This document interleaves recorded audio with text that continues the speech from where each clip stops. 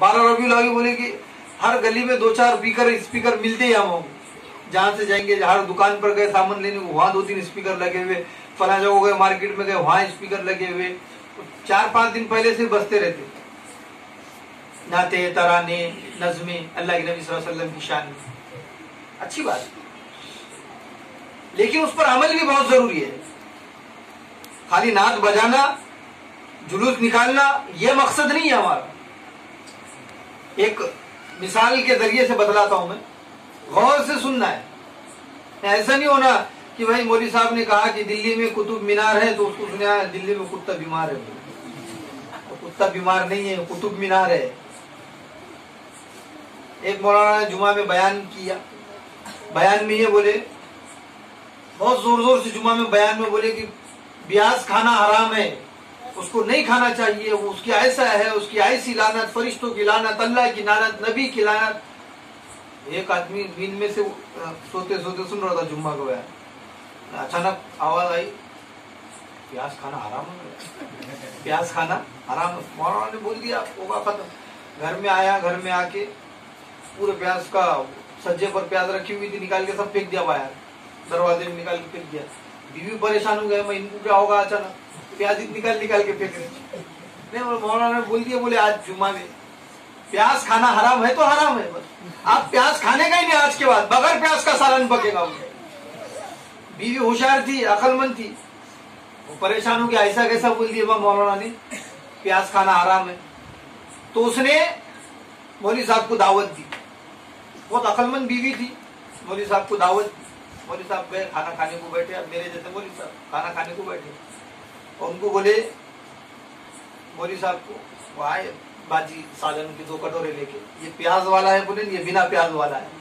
मैं कौन सा लूंगा, बिना प्याज का क्यों लूंगा, प्याज में थोड़ा सा मजा आता। फिर ऊपर से उसके बाद में तहारी लाए, ये प्याज वाली तहारी है, बोले ये बिना प्याज वाली तहारी है। तो मौलवी साहब ने बोले कि बिना प्याज वाली क्या करूं खा के, फिक्की फिक्की लगती है, प्याज वाली लेंगे। फिर ऊपर से कच्ची प्याज भी काट के लाके रखे बाजी ने, मौलवी साहब कच्ची प्याज भी खा रहे, तहारी भी खा रहे प्याज वाली। बीवी परेशान हो गई, मैंने तो कच्ची प्याज खा रहे, तहारी भी खा रहे, ये मेरे आदमी को कैसा क्या बोल दिया इन्होंने। फिर उन्होंने सवाल पूछे बाजी ने, तो मौलवी साहब बोले तुमने कैसा क्या जुम्मा में बोल दिया, बोले कि प्याज खाना हराम है, हमारा आदमी पूरी प्याज फेंक दिया बोले रोड पर। मौलवी साहब ने बोले मैं प्याज नहीं बोला था, ब्याज बोला था, यानी कि सूद, ब्याज खाना हराम है। वो सो रहा था सामने बैठे बैठे, तो ऐसा सोते सोते सुने तो आधा कुछ सुने आ जाता और आधा कुछ सुने आ जाता। कुतुब मीनार बोले तो उसको कुत्ता बीमार है सुने आ जाता। ऐसा नहीं होना, यहाँ से हम सुन रहे तो अब हमको यहाँ से लेकर के जाना है कुछ और उस पर अमल करना है। मुफ्ती साहब ने इतनी सारी बातें बतलाई, बहुत सारी बहुत अच्छी अच्छी बातें बतलाई। अल्हम्दुलिल्लाह, अल्लाह उन्हें जज़ाए खैर दे, बहुत दूर से आए थे। मैं तो यही कहूँ, मुझे कहीं पर भी कई मरतबा भी सुन सकते हो, इसलिए मैं ज्यादा देर तो आप हजरत के सामने हाइल नहीं रहूंगा और ज्यादा वक्त भी नहीं लूंगा, क्योंकि ईशा का वक्त भी हो गया। 8 बजे से पहले पहले मैं मेरा खत्म कर दूंगा, यहाँ से 15-20 मिनट बाकी है, ज्यादा वक्त नहीं लूंगा इंशाअल्लाह। तो मैं बात बतला रहा था कि हम 12 रबीउल अव्वल जैसी आती है तो हर गली में, हर कोचे में, हर चौक में, हर चौरस्ते पर, और छोटे बच्चे बड़े बच्चे सब लेकर के घूमते, मोबाइलों में नाता, डीजे में नाता, स्पीकर में नाता, घरों में नाता, सब जगह नाता बजे। इसका मकसद, हालांकि उसको मकसद नहीं मालूम, वो उसी को इस्लाम समझ करके इस्लाम पर तैयारी कर रहा है कि मैं तो बड़ा पक्का मुसलमान हूँ। 12 रबीउल अव्वल आते ही बड़ी जोर और शोर के साथ जुलूस निकालता हूँ। बहुत अच्छी बात है, निकाला। लेकिन एक उस्ताद है, ए बेटा रोना नहीं, कौन रो रहा, हाँ नहीं, सारे के सारे गौर से सुने भाई। तो एक उस्ताद है, वो उस्ताद ने अपने एक शागिर्द से कहा कि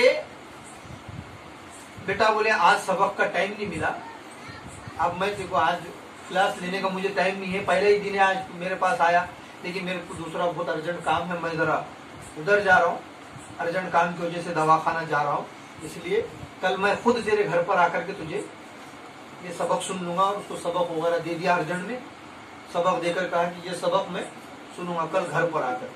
वो शागिर्द बेचारा बहुत अच्छा था, बहुत होशियार था। और उस्ताद का बहुत चहीता था और उस्ताद को भी बहुत चाहता था। घर को बोला उसने, अम्मी हमारे मौलवी साहब वहाँ आ रहे, घर पर आने वाले हैं। ऐसे पहली बार आ रहे, बोले बहुत बड़ी शख्सियत है, पहली बार आ रहे, तो उसकी तैयारी करना पड़ेगा। बोले अम्मी आओ ना, तैयारी करेंगे ना बेटा। बोले क्या करेंगे? फिर पूरा मंडप लगाएंगे, यहाँ से लेके अपने घर से लेके दरवाजे से लेके तो पूरा रोड तक के मंडप लगाएंगे, पूरा सहरे वगैरह बांधेंगे। ठीक है बेटा, वो कर दिए। फिर क्या करने का बेटा? फिर उनके रास्ते में थोड़ा सा चटाई वगैरह बिछाएंगे, क्योंकि चुभना नहीं। मेरे उस्ताद बहुत कीमती उस्ताद है, बहुत अच्छे उस्ताद है, बहुत अच्छा पढ़ाते, स्कूल में बहुत अच्छा पढ़ाते। ट्यूशन का पहला दिन मिस हो गया तो फिर घर को आके पढ़ाते, बोल रहे ऐसे। जमीन पर भी कालीन बिछा दी गई, आजू बाजू से रेशमी पर्दे लगा दिए गए, खाने पीने के लिए दावत का एहतमाम कर दिया गया, मस्त दस्तरखान वगैरह वगैरह बिछा। तो उस्ताद साहब आए, आकर के देखा, भाई सब भाई फला बच्चे का घर कहाँ है, पूछे उन्होंने आकर के। बोले ये जो रास्ता है, ये जो तैयारियां सब तुम्हारे लिए की हुई है मौलवी साहब। ऐसा माशाअल्लाह, बहुत अच्छी बात, मेरे लिए तैयारियां करे, इतने सहरा लगाए और रास्ते से पूरे ये बिछाए, कालीन बिछाई हुई है, साइड में पूरे पर्दे लगे हुए हैं बेहतरीन अंदाज में, खाने का इंतजाम है, दूसरे भी लोगों को दावत दिए बड़े बड़े मेरे साथ। माशाअल्लाह बहुत अच्छी बात है। गए, वो उस्ताद साहब जब घर पर पहुंचे, घर पर पहुंचने के बाद वो बच्चा आया, अस्सलाम वालेकुम मौलवी साहब, जनाब उस्ताद सर। वालेकुम सलाम बेटा, बहुत अच्छी बात है, बहुत अच्छा इंतजाम कर। तो ठीक है। बोले फिर क्या है? बोले आप कहाँ बैठने का? पहले बैठने का नहीं, पहले खाना खाने का। बोले मौलवी तो खाना भी खा लेंगे, पहले खाना खा लिए। खाना खाने के बाद में उस्ताद साहब ने बोले बेटा, बोले आप बैठने का कहाँ है? बोले अपने क्यों? बोले अरे बाबा तो कल सबक दिया था ना मैंने, वो सुनाने को, वो सबक तो सुनने का रहेगा ना, मेन काम तो वही था, सबक सुनने को बोल आया ना मैं यहाँ। फिर दावत खाने को नहीं आया, इस पर से चलने को नहीं आया, या मंडप के नीचे से गुजरने के लिए नहीं आया। मैं काय को आया था? जो तुझे सबक दिया था वो सबक सुनने के लिए आया, वो सबक याद कर। अरे मौलवी साहब वो ये सब तैयारी करने के चक्कर में वो सबक याद करना भूल गया मैं। मौलवी साहब को बहुत बुरा लगा। क्या बेटा, बोले अगर तू ये सब नहीं करता और वो सबक याद करता जो मैंने सबक दिया था तो मुझे बहुत अच्छा लगता। ऐसे मेरे दोस्तों और बुजुर्गों, मेरे और आपके आका मोहम्मद रसूलुल्लाह का फरमान है कि उन्होंने कहा कि मैंने जो तुमको सबक दिया वो सबक याद करके आओ। गाजे बाजे ये तो बहुत अच्छी बात है कर रहे तुम, लेकिन सबक पर अमल नहीं, सबक ही याद नहीं। अल्लाह के नबी ने क्या सबक दिया हमको? क्या तालीमात दी अल्लाह के नबी सल्लल्लाहु अलैहि वसल्लम ने? क्या सिखाया हमको? इस्लाम क्या चीज है ये बतलाया हमको, इस्लाम पर कैसे चलना है ये बतलाया हमको, खाना खाने का तरीका बतलाया हमको, जिंदगी गुजारने का तरीका बतलाया, अज़दवाजी जिंदगी मजामे में कैसा रहना है, तन्हाई में कैसा रहना है, खलवत में कैसा है, जलवत में कैसा है, हर एक के बारे में हमको बतलाया, हर एक का मकाम मर्तबा हमको बतलाया, दीन के सारे उमूर के बारे में बतलाया। अल्लाह ने फरमाया अल-यौमा अकमलतु लकुम दीनुकुम व अतममतु अलैकुम निअमती व रज़ीतु लकुम इस्लाम दीना। अल्लाह के नबी ने हज्जतुल विदा के मौके पर फरमाया क्या ईमान वालों, क्या मैंने तुम तक के अल्लाह की सारी बातें नहीं पहुंचा दी जो कि अल्लाह ने मुझ तक पहुंचाई थी? तमाम के तमाम सहाबा इकराम ने, हजारों का मजमा है सहाबा इकराम, तमाम के तमाम सहाबा इकराम ने बैक जुबान होकर के कहा कि आपने सब कुछ पहुंचा दिया। तो अब तुम्हारी जिम्मेदारी है कि तुम हाजिर है यहाँ पर, अब तुम गायबीन तक पहुंचाओ, अब तुम गायबीन तक पहुंचाओ, ये तुम्हारी जिम्मेदारी है। अब तुम हाजिर है ना यहाँ पर, अब जो है यहाँ पर हाजिर नहीं, यानी कि आने वाले दौर के जो मुसलमान है उन तक पहुंचाओ। मेरे दोस्तों और बुजुर्गों, हमने डीजे तो लगा लिए, नाते भी बजा लिए, लेकिन जो सबक मेरे और आपके आका ने हमको दिया था वो सबक हमको याद नहीं। तो इससे कामयाबी मिलेगी, जन्नत मिलेगी? नहीं मिलने वाली। उस्ताद ने क्या कहा कि वो ये लगाया सब सही करा, बहुत अच्छा करा, बहुत अच्छी बात है, लेकिन मेरे को मेरा सबक तो सुना दे। सबक ही याद नहीं है। मौलवी साहब वो सबक, ये सब करने के चक्कर में सबक याद है। वैसे हमारा हाल है, वो सब डीजे वीजे के चक्कर में हमने वो जो अल्लाह के नबी सल्लल्लाहु अलैहि वसल्लम की सीरत में 2-3 पहलू अहम होते हैं, 2-3 चीजें अहम होती है। एक तो सीरत में नात अहम है, मनक़बत अहम है, या कलाम अहम है। लेकिन मेरे दोस्तों और बुजुर्गों, और मेरी माँ और बहने, मैं ये कहता हूं कि सीरत का सबसे अहम पहलू ये है कि अल्लाह के नबी सल्लल्लाहु अलैहि वसल्लम की सीरत को अपनी सीरत बना ले और अल्लाह के नबी सल्लल्लाहु अलैहि वसल्लम की सूरत को अपनी सूरत बना ले। ये सबसे अहम पहलू है सीरत। हमने क्या सबक लिया? मेरे और आपके आका नबी पाक सल्लल्लाहु अलैहि वसल्लम ने, अरे दरूद शरीफ पढ़ लो, सल्लल्लाहु अलैहि वसल्लम। जब भी अल्लाह के नबी सल्लल्लाहु अलैहि वसल्लम का नाम लिया जाए तो दरूद शरीफ कहा जाए, दरूद शरीफ पढ़ना चाहिए, सल्लल्लाहु अलैहि वसल्लम। नहीं उतना लंबा पढ़ सकते, कम से कम सल्लल्लाहु अलैहि वसल्लम कह देना। सब एक मर्तबा जोर से दरूद शरीफ पढ़ो, सल्लल्लाहु अलैहि वसल्लम। तो मेरे और आपके आका मोहम्मदुर रसूलुल्लाह सल्लल्लाहु अलैहि वसल्लम ने इस उम्मत के लिए दर बदर की ठोकरें खाई, मुसीबतों को बर्दाश्त किया, तकालीफों को बर्दाश्त किया, अपने ऊपर कूड़े और क्रिकेट को गिरना बर्दाश्त किया, लोगों के पत्थर और गालियों को बर्दाश्त किया। लेकिन मेरे दोस्तों और बुजुर्गों, अल्लाह ने उनको जो सौंपा हुआ दीन था उसको मिटना बर्दाश्त नहीं किया, उसको मिटना बर्दाश्त नहीं किया। आज हमारे सामने, आज हमारी माएं बहनें हमारी आंखों से महफूज नहीं है, तो क्या हम अल्लाह और उसके रसूल के दिन की हिफाजत कर सकेंगे? नकाब पहनकर जाने वाली माएं बहनें हमारी आंखों से महफूज नहीं है, हम उसको देखते हैं, वो हमारी आंखों से अपने आप को छुपाने की और बचाने की कोशिश करती है। वो हमसे महफूज नहीं है तो गैरों से क्या महफूज होंगी? क्या हम नबी के तरीकों पर चल रहे हैं? क्या इसी उम्मत के लिए मेरे और आपके आका मोहम्मदुर रसूलुल्लाह सल्लल्लाहु अलैहि वसल्लम ने उन तकालीफ को बर्दाश्त किया? क्या इसीलिए तकालीफ को बर्दाश्त किया? अरे बोलो, क्या तकालीफ को बर्दाश्त इसीलिए किया? नहीं ना। हाँ, रात का वक्त है, ईशा की नमाज के बाद में आप सल्लल्लाहु अलैहि वसल्लम का मामूल था कि आप अलैहिस्सलातु वस्सलाम फौरन अपने घर को रवाना हो जाते। लेकिन एक दिन क्या हुआ कि अल्लाह के नबी सल्लल्लाहु अलैहि वसल्लम अपने घर ही नहीं लौटे, अपने घर ही नहीं लौटे। परेशानी के आलम में हजरत फातिमा, हजरत आयशा, अबू बकर व उमर, उस्मान व अली सारे के सारे ढूंढ रहे हैं गलियों में, एक एक को पकड़ पकड़ कर पूछते हैं। उनको डर था कि कहीं कुफार और मुशरिकीन ने कहीं आप सल्लल्लाहु अलैहि वसल्लम को कोई नुकसान तो नहीं पहुंचा दिया, क्योंकि अल्लाह के नबी सल्लल्लाहु अलैहि वसल्लम हमेशा सुबह में जब घर से निकलते तो साफ सुथरे शफाफ कपड़े पहनकर निकलते, लेकिन जब शाम में आते तो लहू लुहान हो जाते, कूड़ा क्रिकेट और गर्द गुबार से कपड़े गर्द आलूद रहते हमेशा। तो वो यही सोचने लगे कि कुफार हमेशा तकालीफ देते थे। तो घर के सभी लोग परेशान हो गए। हजरत अबू बकर को पता चला, उन्होंने हजरत उमर, हजरत उस्मान और हजरत अली से कहा कि रसूलुल्लाह सल्लल्लाहु अलैहि वसल्लम कहीं नजर नहीं आ रहे, देखो कहां पर है, फौरन ढूंढने के लिए निकलो। और कोई एक जंगल की तरफ निकला और एक मस्जिद नबवी की तरफ भागता है, एक मक्का की तरफ जो रास्ता जाता है उधर जाता है।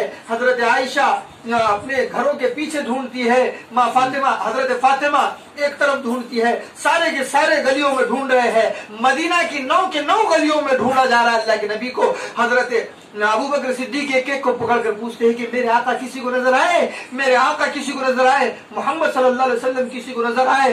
हजरत उमर कहते हैं कि किसी को नजर आए। हजरत अली पूछते हैं कि भाई तुमको नजर आए? वो कहते हैं कि मुझे तो नजर नहीं आए। सब सारे के सारे ढूंढ रहे हैं, आंखों में आंसू है, वो दारो कतार रो रहे हैं, आंखें दबदबाई हुई है। माँ आयशा के दिल में खौफ है कि कहीं दुश्मनों ने कोई नुकसान न पहुंचाया हो, मेरा प्यारा हबीब कहाँ चला गया? वो ढूंढ रहे हैं, मेरे आंखों का नूर कहाँ चला गया? फातिमा कहती है कि मेरा प्यारा और लाडला बाप कहाँ चला गया, जिसको देखे बगैर मैं आंख भर के सो नहीं सकती। वो ऐसे बाप को ढूंढने के लिए निकल गई और मदीना की गलियों में दर बदर की ठोकरें खा रही है, ढूंढ रही है, एक एक को पकड़ कर पूछती है, चचा जान, ताया जान, मामू जान, क्या आपने मेरे अब्बा को देखा? क्या आपने मेरे अब्बा को देखा? हर जगह से निराशा ही मिलती है, हर जगह से मायूसी मिलती है, हर जगह से परेशान कुन हालात के जूने मिलते हैं। वो परेशानी के आलम में ढूंढ रहे हैं। माँ आयशा रज़ी अल्लाह तआला अन्हा ढूंढते ढूंढते जन्नतुल बकी पहुंची। जन्नतुल बकी क्या है? जन्नतुल बकी एक कब्रिस्तान का नाम है। कब्रिस्तान में पहुंची, जैसे ही कब्रिस्तान के दरवाजे पर पहुंचती है तो उनकी आंखों से आंसू निकल जाते हैं कि हम तो पूरे गलियों में ढूंढ रहे हैं, हम पूरे मदीना के अंदर ढूंढ रहे हैं। लेकिन मेरे आका तो यहाँ पर पड़े हुए हैं, झोली फैली हुई है, हाथ उठे हुए हैं, अल्लाह के सामने सजदा रेज है और रो रहे हैं। सिर्फ और सिर्फ जुबान पर एक जुमला है, या अल्लाह मेरी उम्मत, या अल्लाह मेरी उम्मत, या अल्लाह मेरी उम्मत को बख्श दे, या अल्लाह मेरी उम्मत को बख्श दे। और कौन सी उम्मत को बख्श देगा? वो इस उम्मत के लिए दुआ मांग रहे थे जिस उम्मत ने उस नबी के तरीकों को तार तार कर दिया, जिस उम्मत ने उस नबी के तरीकों को पसे पुष्ट डाल दिया, जिस उम्मत ने उस नबी की सुन्नतों का जनाजा निकाल दिया। इस उम्मत के लिए दुआ मांग रहे थे। जो उम्मत का मुसलमान आज 5 वक्त नमाजों को छोड़ करके सिर्फ जुमे की नमाज को तरजीह देता है, और कुछ मुसलमान तो जुमे की नमाज को भी तरजीह नहीं देते, इस उम्मत के लिए रो रहे। वो नबियों में रहमत लक़ब पाने वाला, मुरादे गरीबों की बरलाने वाला। मेरे दोस्तों और बुजुर्गों, बड़ी शर्म की बात है कि हमारे जिंदगियों से, हमारे घरों से इस्लाम खत्म होता जा रहा है। घरों से इस्लाम खत्म हो रहा है। ना औरतें नमाज की पाबंद है, ना मर्द नमाज के पाबंद है, ना नबी के तरीके किसी की जिंदगी में है, ना घरों के अंदर नबी की अहादीस पढ़ी जाती है। कई जबानों में तर्जमा है अहादीस का, हिंदी में है, उर्दू में है, मराठी में है, अंग्रेजी में है। जिसको जो लैंग्वेज आती, जिसको जो जुबान आती, वो पढ़ ले अपने घर में। कभी हमने पढ़ा ऐसे अपने घर में खोल करके, खाना खा, ईशा के खाने के बाद में हमने घर में हदीस की किताब खोली, मुंतखब हदीस खोली, और कि भाई चल आ जा, सुमैया तू भी आ जा, राहिन तू भी आ जा, फुला तू भी आ जा, अलियास तू भी आ जा, अब्बास तू भी आ जा, बैठ जा यहाँ पर और हमारी बातों को सुन ले। हम यहाँ अल्लाह के नबी सल्लल्लाहु अलैहि वसल्लम की हदीस पढ़ रहे हैं, नहीं पढ़े। यहाँ हमारे घर का माहौल नहीं है। हमारे घर का माहौल है कि बस सारे के सारे घर के लोग, मियाँ भी बैठे हुए हैं, बीवी भी बैठी हुई है, अम्मा अब्बा भी बैठे हुए हैं, सामने बच्चे बैठे हुए हैं, और एक फिल्म चल रही है और टीवी देख रही है। टीवी के सामने एक माँ अपने बच्चे को दूध भी पिला रही है, वो टीवी की सीरियल भी देखती है, बच्चा दूध भी पीता है। क्या असरात हाइल होंगे, क्या असरात पड़ेंगे बच्चों पर। फिर कहती है कि मेरा बच्चा दीन का दाई बनेगा, दुआ करती है कि बहुत बड़ा इस्लाम का मुबल्लिग बनेगा। ऐसे बनते हैं मुबल्लिग, ऐसे बनते हैं उलमा, ऐसे तैयार किए जाते हैं टीपू सुल्तान, ऐसे तैयार किए जाते हैं अल्लाह वाले। नहीं मेरे दोस्तों और बुजुर्गों, ऐसे तैयार नहीं किए जाते। उनकी तरबियत उनकी माओ ने उनको वुजू के बगैर कभी दूध नहीं पिलाया था। 7 किलो की रिवायत में आता है, 7 किलो की तलवार थी शेर हिंद टीपू सुल्तान रहमतुल्लाहि अलैह की। कितने किलो की? 7 किलो की। आपने को 2 किलो की तलवार उठती कि नहीं? 7 किलो तो दूर की बात है। ऐसा मर्द मुजाहिद था कि किसी शायर ने यह कहा कि और क्या ये जहान है प्यारे, रोज एक इम्तिहान है प्यारे, हमसे तो तलवार खौफ खाती थी, ये तो खाली मियान है प्यारे। दिल कहता था मर गया टीपू, खौफ कहता था अभी जान है प्यारे, खौफ कहता था अभी जान है प्यारे। मरने के बाद भी तारीख के अंदर लिखा हुआ है, तारीख सुल्तान में, कि मरने के 7 दिन के बाद तक के वो हजरत टीपू सुल्तान रहमतुल्लाह अलैह के लाश के करीब भी कोई अंग्रेज नहीं गया। मरने के बाद तलवार पड़ी हुई एक तरफ, हजरत टीपू सुल्तान रहमतुल्लाह अलैह की लाश पड़ी हुई एक तरफ, लेकिन किसी अंग्रेज की इतनी क्या हिम्मत कि उस लाश को भी जाकर के देखे कि मर गया या जिंदा है। हिम्मत नहीं थी मेरे दोस्तों बुजुर्ग। ये मर्द मुजाहिद ऐसे ही पैदा नहीं हुए टीवियों के सामने दूध पिलाने से, बेनमाजी औरतों से नहीं पैदा हुए। इनकी माएं 5 वक्त की नमाजी थी। इनकी माओं ने जब भी इनको दूध पिलाया 2 रकात नमाज पढ़ी, वुजू बनाया, 2 रकात नमाज पढ़ी और फिर दूध पिलाया, तब जाकर अल्लाह ने ऐसे शेर पैदा किए। हाँ मेरे दोस्तों और बुजुर्ग, तब जाकर ऐसे शेर पैदा किए। आज हमने बड़ी जोर से वो अर्तगल गाजी की सीरियल देख करके हम अपने आप को अर्तगल समझ रहे, ऐसे नहीं थे। वो तो एक किरदार बताया गया टीवी के अंदर, मोबाइल के अंदर, वो एक किरदार बताया गया। लेकिन आप उनकी तफसीर को पढ़िए, उनकी तारीख को पढ़िए कि क्या अर्तगल गाजी थे। हाँ वो रात भर सजदे में रहते थे और दिन भर जंगों में रहते थे। ये उनकी तारीख है, रात भर सजदे में। हमको तो रात के 2 बजे तक तो मोबाइल नहीं छूटता है, हमारा मोबाइल। मैं अपनी बात कह रहा हूं, मैं आप लोगों की बात नहीं। आप अच्छे, मुझे अफसोस है इस बात पर कि हमारा मोबाइल खुद 2 बजे रात तक नहीं छूटता। हमारी नमाजों के लाले है, जोहर असर पसर गई, मगरिब का कुछ पता नहीं, इशा में मैं सो गया, फजर में मैं उठा नहीं। ऐसी मामला है, ऐसी जिंदगी गुजर जाएंगी मेरे दोस्तों और बुजुर्गों। जिंदगी तो बहरहाल अच्छे लोगों की भी गुजर रही है, फुटपाथ पर रहने वालों की भी गुजर रही है, बेघर और लावारिसों की भी जिंदगी गुजर रही है। हम में और उनमें फर्क क्या रह गया? फिर गैरों की भी गुजर रही है, मुसलमानों की भी गुजर